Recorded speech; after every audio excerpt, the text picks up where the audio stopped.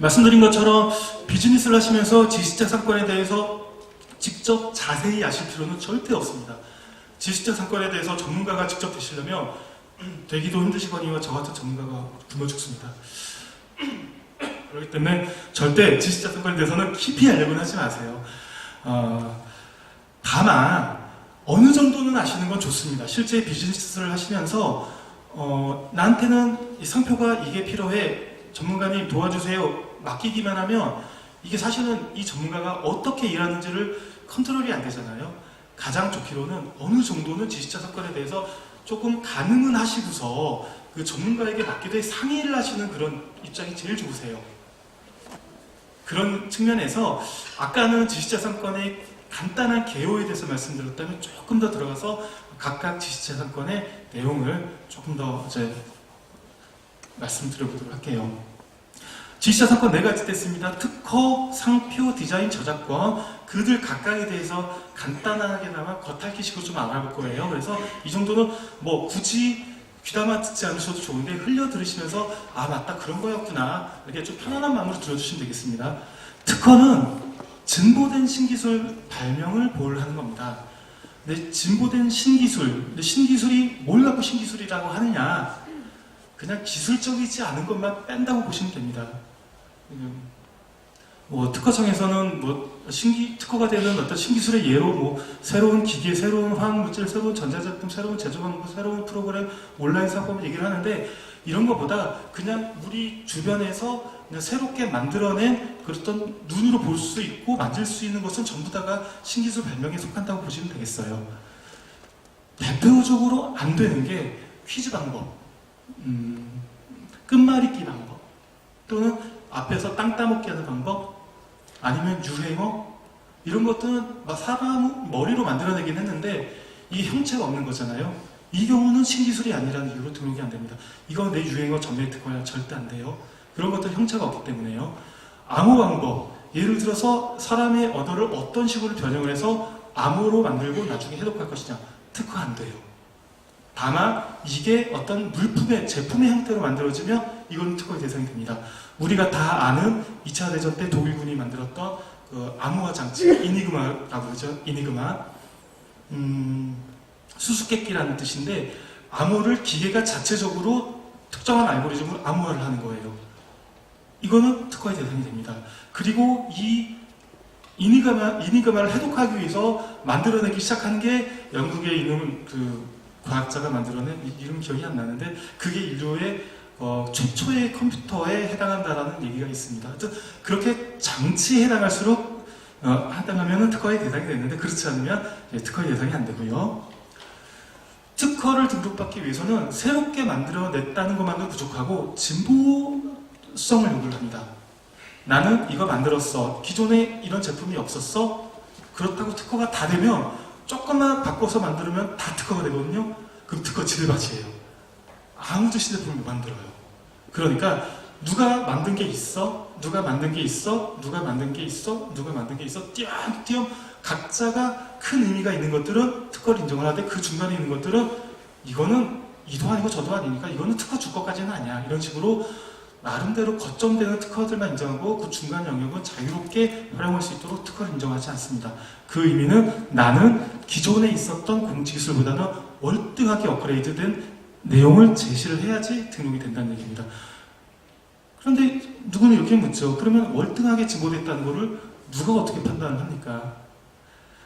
뭐 이게 기준이 있긴 합니다만 좀 애매합니다. 그러니까 누가 봐도 야 그거 진짜 기발한데 이 정도는 개발을 하셔야 된다고 생각하시면 되겠습니다. 특허하고 많이들 이제 비교를 하시는 개념이 실용신안인데요. 실용신안. 실용적인 새로운 신자에다가 보완할 때 안.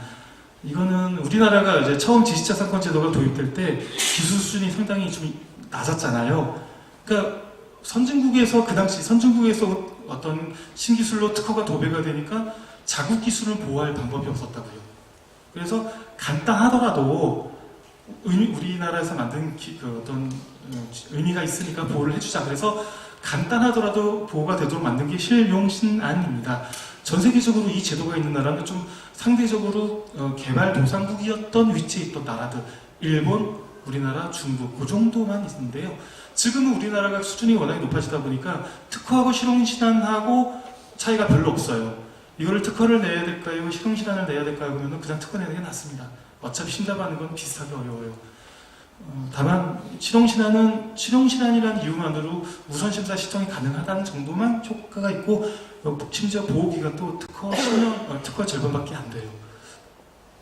특허는 20년간 권리가 인정되고 그 뒤에는 소멸됩니다. 자, 특허 다음으로 보실 거는 디자인권. 디자인권은 신기술이 아니라 새로운 디자인이라는 측면에서 특허하고 아주 흡사해요. 중요한 건 물품에 관련돼야 된다는 거. 특허도 어떤 신기술에 관련돼야 된다고 말씀드렸죠. 디자인도 어떤 물품에 관련되면 그 디자인을 보호하는 것이 디자인권이고요. 우리나라는 특허권과 디자인권이 분리되어 있어서 따로 얘기하는데 미국에서는 디자인 페이턴트라고 해갖고 하나의 특허로 그냥 다루고 있습니다. 그래서 우리나라도 예전에는 보호기간이 짧았는데 지금 특허하고 마찬가지로 20년으로 보호를 하고 있어요. 그래서 생긴 거를 보호받고자 한다면 디자인권, 기능을 보호받고자 한다면 특허권 이렇게 보호를 받으면 되겠구나 하시면 되겠고요. 디자인권이 근데 의외로 특허하고 특허보다 강하게 작용을 할 때가 있어요. 특허는 말씀드린 것처럼 진보성이란 애매모호한 개념이 요건으로 필요합니다. 제가 이 리모컨을 개발했어요. 와, 이거 멀리서 블루투스로 레이저도 나오고 뭐 이게 작동이 가능해. 이 특허를 새로운 제품이라 특허 등록을 받고 또 신제품이라고 디자인 등록도 받았어요. 이름도 스레임인데 지금 스레임이지만 저는 이동기라고 하겠습니다. 우와, 특허 디자인 상표 다 보호를 받았어요. 다른 데서 이동기라는 이름 빼고 자체 브랜드로 거의 똑같은 제품이 나왔습니다. 생긴 것도 똑같아요. 그럼 저는 특허하고 디자인을 이유로 문제를 삼겠죠? 그러면 저쪽에서 무슨 얘기를 하냐면 특허는 이미 있었던 기술을 조합한 거기 때문에 이건 진보성이 없어서 무효가 돼야 돼. 막 다퉈요. 그럼 진짜로 무효가 되는 경우가 많아요. 특허는 그렇게 애매모호한 개념 때문에 다툼의 여지가 큰데 만약에 디자인 생긴 거 똑같다. 똑같이 생기고 진작에 있어서 갖고 와봐. 못 갖고 오죠? 무조건 침해입니다. 그래서 디자인권이 특허권보다도 더 강하게 효과를 발휘할 때가 있다는 점도 좀 기억해 주시면 좋아요. 상표는 새로운 이름을 보호하는 건데요. 앞서 특허하고 디자인하고 좀 달라요. 특허하고 디자인은 이거를 개발한 사람을 보호하기 위한 측면이 강합니다. 얼마나 고생했어요. 특허하고 새로운 신기술하고 새로운 디자인 고생하느라 개발하느라 고생했고 더 좀 개발을 계속해라. 이런 독려하는 차원에서 너 하는 거 보니까 잘 만드네. 더 좀 개발해라. 이런 측면에서 이제 인정을 하는 거라면 상표는 소비자를 보호하는 측면이 강합니다. 상표는 예를 들어서 이츠스킨 화장품이 있어요. 이츠스킨도 당연히 보호를 해야죠. 근데 상표는 아주 힘들어 개발한 기술이나 디자인이 아니라 이츠스킨이라는 단어를 그냥 선택하는 거에 불과할 수 있습니다. 특허청에서는 상표를 개발이라는 식으로 보지 않고 선택이라는 식으로 봐요. 네가 선택한 단어, 네가 선택해서 쓰겠다고 하니까 인정을 해줄게 라고 등록을 해주는 거지 처음 네가 선택했으니까 우와 대단해 이게 아니거든요. 대신에 어떤 가게에서 화장품을 사는데 이츠스킨이네? 이 사야지. 근데 알고 봤더니 이게 짝퉁이었어요. 얼굴이 막 반점이 나요. 이츠스킨을 입고서 하는데 부작용이 나면 안 되잖아요. 소비자를 보호하기 위해서 더 강하게 중점을 두는 게 상표입니다. 그래서 특허하고 상표하고는 조금 요건이 달라요. 새롭다고 무조건 되는 게 아니라 진짜로 등록될 만한 그런 자격이 있을 때만 등록을 해줍니다. 그 자격도 간단하고 아니면 누구나 좀 써야 되는 그런 것들은 등록을 해주지 않아요. 자, 상표를 우리가 보통 글자로 인식하는 경향이 있어요. 이츠스킨 글자로 인식하는 경우가 있는데 상표는 글자에 국한되지 않습니다. 로고 같은 도안도 상표로 보호가 되고요. 그리고 아랍어로 된 글자도 이것도 상표로 보호됩니다. 근데 우리는 아랍어를 읽을 줄 몰라요. 그러면 우리는 이거를 도형으로 보는 거예요. 영어 같은 경우는 우리는 어느 정도 읽어요. 그렇기 때문에 언어로 보는데 러시아 같은 경우는 또 못 읽어요. 이건 그냥 도형으로 봐요. 그런 식으로 언어라고 해도 언어로 보호되는 게 아니라 도형으로 보호가 되고 또 뭐 소리로도 보호가 되고 딩동딩동 이런 거 있죠. 소리 상표로 보호가 되고 어떤 식으로든지 누구의 것이다라는 출처를 인식할 수 있으면은 상표로서 보호를 해줍니다. 자, 간략하게 말씀드렸던 그 상표의 등록 요건은 상당히 좀 복잡하고 까다로워요. 하지만 두 가지 이거를 좀 기억을 해두시면 좋아요. 기본적으로 누구나 다 쓰고 싶어하는 또는 특징이 없는 것들은 상표로서 아예 쳐주질 않습니다. 사과에다가 맛있는 사과 이게 등록이 될까요? 안 돼요. 왜냐하면 사과에다가 맛있다는 표현을 누군지 써야 되니까. 이건 식별력이 없다고 그래서 인정을 하지 않고요. 서울관, 서울이 대전, 대구, 부산, 종로 이런 지리적 명칭도 누구나 써야 되기 때문에 내가 서울을 등록받으면 서울 있는 사람들이 서울 이름을 못 쓰잖아요. 그러면 안 되잖아요. 지역적 명칭도 식별력이 없는 걸로 보고 또 한글로 된 한 글자 또는 영어로 된 두 글자, 숫자 두 글자 간단한 거는 누구나 쓸 수 있어야 된다고 해서 식별력이 없다고 봅니다. 그리고 뭐 흔한 성이나 명칭 이런 것도 특별히 없는데 제가 최근에 안타까운 경우가 도쿄 빙수가 있었어요. 좀 망리단길 정식 명칭은 아닙니다. 망원동길에 좀 뜨다 보니까 거기 있는 가게들이 막 떴는데 거기서 고유의 독특한 가게로서 도쿄 빙수란 가게가 있었어요. 필체는 독특하게 돼 있었는데 아주 특별하진 않았고요. 근데 유명해지니까 이제 프랜차이즈 염두에 두시겠죠? 프랜차이즈는 뭘로 보여야 된다? 상표. 그제서 상표 등록을 받으시려고 노력을 했는데 지리적 명칭인 거예요. 도쿄가. 빙수는 그냥 무슨 명칭이고 등록이 안 됐어요. 프랜차이즈 물건 넘어가는 거죠. 비슷한 사례로 설악산 추어탕? 이거 상표 등록 안 되죠. 설악산 유명한 지리적 명칭이니까. 그러면 설악산 추어탕 유명해지면 여기저기 다 원조 설악산 추어탕 나오는 거예요.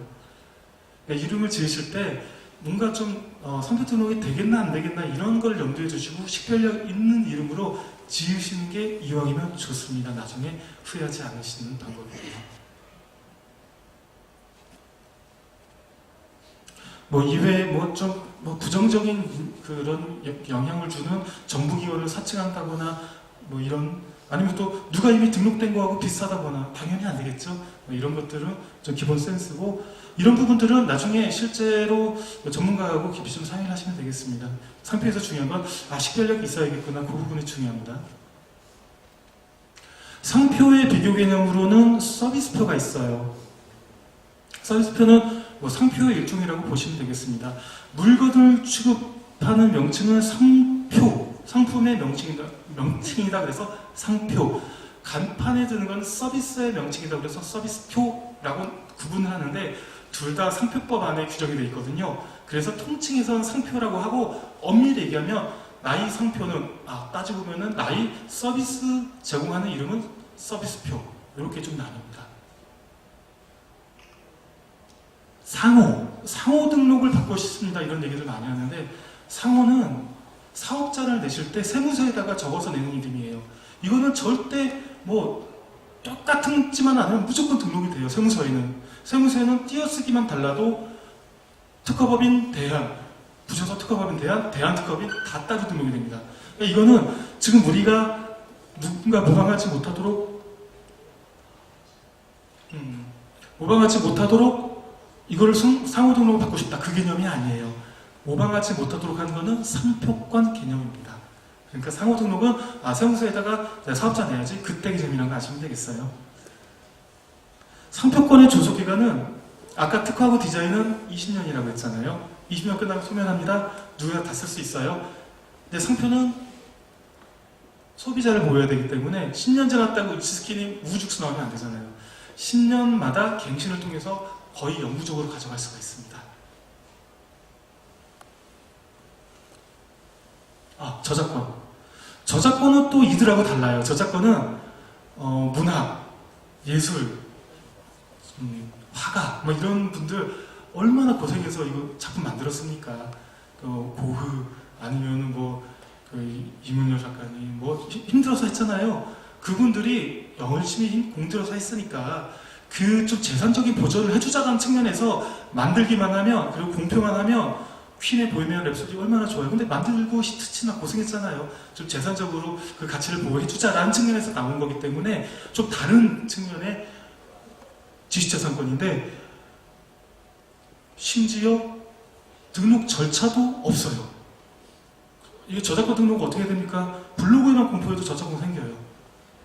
저작권 심의위원회에다가 등록을 하는 절차가 있긴 한데, 그건 굳이 안 해도 블로그에만 해도 등록이 효과가 있고요. 보호기간은 심지어 저작자의 사후 70년입니다. 지금 공표한 날로부터 70년이 아니라 제가 죽고 나서 그 이후 70년 자자손손 이득을 보라는 제도입니다. 어떻게 보면 가장 좀 이득을 취하기 좋은 제도이긴 한데, 이제 비즈니스하고는 조금 성향은 달라요. 그래서 비즈니스 측면에서 내가 어떤 강하게 만들어낸 걸 누군가 모방한다? 어떻게 공격할까요? 저작권은 좀 맞지 않는 경우가 있습니다. 간혹 내가 어떤 홍보용으로 만들었던 사진을 누가 똑같이 만들었다. 그런 경우에 저작권으로 공격이 가능합니다. 등록 과정은 공통적으로 출원하고 서면으로 제출하고 심사를 받고 이제 별도의 등록을 허락하면 그제 등록 절차를 밟아서 만들어지고요. 그리고 조속기간을 말씀드린 것처럼 특허 디자인은 20년, 상표는 10년인데 갱신 가능하고, 그리고 권리 침해 시는 좀 돈도 불어내야 되고 또 감옥도 갈 수 있다. 이 정도겠습니다.